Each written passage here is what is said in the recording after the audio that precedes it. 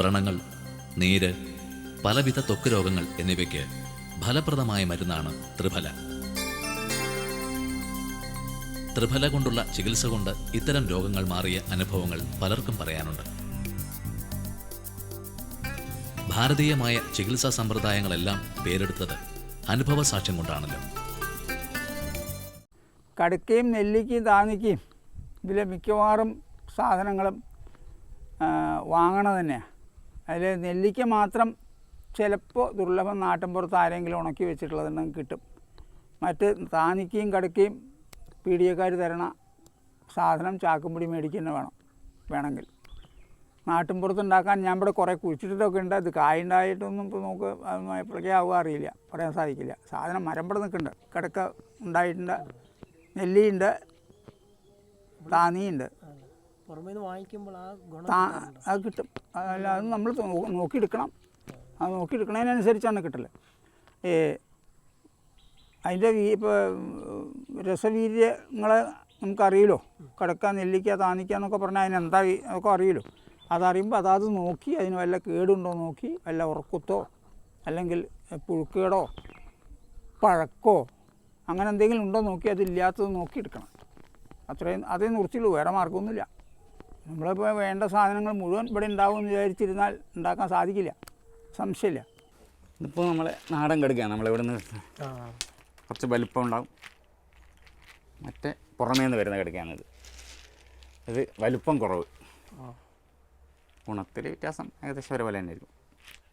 നെല്ലിക്ക ഇതുപോലെ നാട്ടുമൃഗങ്ങൾ ഇഷ്ടംപോലെ കിട്ടുന്നുണ്ടല്ലോ. കടുക്കി അതുപോലെ കിട്ടാറുണ്ടോ? കടുക്ക കുറച്ച് മാത്രം കിട്ടും നമുക്ക്. ബാക്കിയുള്ളത് നമ്മൾ പുറമേ നിന്ന് എടുക്കും. സ്റ്റേറ്റിൻ്റെ പുറത്തുനിന്ന് വരുന്നുണ്ട്. ഏതൊക്കെ സ്റ്റേറ്റിൽ നിന്ന് എടുക്കുന്നത്? പഞ്ചാബ് അങ്ങനെയുള്ള സ്ഥലങ്ങളിലെല്ലാം പിന്നെ തമിഴ്നാട്ടിൽ നിന്ന് കുറച്ച് വരുന്നുണ്ട്. അപ്പോൾ ആ വരുന്ന കടുക്കൊക്കെ ഇത് നല്ല ക്വാളിറ്റി നമ്മളെ നാടൻ പ്രദേശങ്ങളിലെ കടുക്ക പോലെ ഉണ്ടാവില്ല. ക്വാളിറ്റി ക്വാളിറ്റിയും ആകൃതിയിൽ തന്നെ വ്യത്യാസം വരുന്നുണ്ടല്ലോ. നമ്മൾ ഈ പരിപാടിൻ്റെ ആവശ്യത്തിന് വേണ്ടിയിട്ട് നീലേശ്വരത്തിൻ്റെ പല ഭാഗങ്ങളിൽ പോയിട്ടാകുമ്പോൾ താന്നി മരങ്ങൾ പല സ്ഥലത്തും കണ്ടിരുന്നു. നിങ്ങൾ ഈ മരുന്നിൻ്റെ ആവശ്യത്തിന് വേണ്ടി താന്നിക്ക കൊണ്ടുവരുന്നത് ഇവിടുന്ന് തന്നെയാണോ അല്ല കടുക്കിയ പോലെ പുറം സ്ഥലത്ത് തന്നെയാണോ? ഇപ്പോൾ നാട്ടിൻപുറത്ത് നിന്ന് പറയുമ്പോൾ കുറച്ച് സാധനങ്ങളെ നമുക്ക് കിട്ടുന്നുള്ളൂ. പുറമേ നിന്നാകുമ്പോൾ നമുക്ക് ഇഷ്ടംപോലെ ഓർഡർ ചെയ്താൽ ഇഷ്ടംപോലെ സാധനങ്ങൾ കിട്ടും. പിന്നെ പുറമേ നിന്ന് വരുന്നതിന് പണം കുറവും, നാട്ടുമൃഗങ്ങളിൽ കൂലി കൂടുതലാണ്. അതുകൊണ്ട് നമ്മൾ പുറമേ എല്ലാം തന്നെ ആശ്രയിക്കും കൂടുതൽ. പിന്നെ നാട്ടിൻപുറത്ത് ആരും പറിക്കാൻ മെനക്കെടുന്നില്ല. അത് മറ്റുള്ള ജോലിയും കാര്യങ്ങളും ശമ്പളം എല്ലാം അധികം വർധനം എല്ലാം ഉണ്ട്. ഇത് സാധാരണ വയനാടൻ ഏരിയയിൽ ചെറിയ ഇങ്ങനെ കോളനി പോലെയുള്ള സ്ഥലങ്ങളിൽ നിന്ന് സംഭരിക്കണം. അവർക്ക് ചെറിയ കൂലിയെ കൊടുക്കുന്നുണ്ട്. മറ്റേ ആകുമ്പോൾ വലിയ കൂലി കൊടുക്കുന്നതുകൊണ്ട് ഈ പറിപ്പിക്കുന്ന ആൾ പുറമേ ഉള്ളവരെ ആശ്രയിച്ചിട്ട് സാധനങ്ങൾ നമുക്ക് എത്തിച്ചേരുന്നു. താന്നിക്ക എന്ന് പറയുമ്പോൾ ഇത് പുറമേ നിന്ന് വന്ന സാധനമാണ്. ഇത് നമുക്ക് ചെറിയ പൈസ കൊടുക്കാൻ വേണ്ടി വരും. നേരത്തെ ഇവിടെ നിന്ന് പറയുമ്പോൾ അതിൻ്റെ മുഴുവനായിട്ടാണ് വരില്ല. നമുക്ക് പൊളിച്ചെല്ലാം സൗകര്യമില്ല. ഒന്നാമത് മിഷൻ ഫാക്ടറി അങ്ങനെ പൊളിക്കുന്ന സൗകര്യമൊന്നും ഇവിടെ ചുറ്റുപാടൊന്നുമില്ല. പുറമേ നിന്നാകുമ്പോൾ അത് പൊളിച്ചിട്ട് നമുക്ക് കുരുകളഞ്ഞിട്ട് തോട് മാത്രം വരും. അതിന് പൈസയും കുറവാണ്. അപ്പോൾ നാടൻ പ്രദേശത്ത് നമ്മൾ എടുക്കുകയാണെങ്കിൽ താന്നിക്കക്ക് ഇതിനേക്കാളും വില അധികം വരും.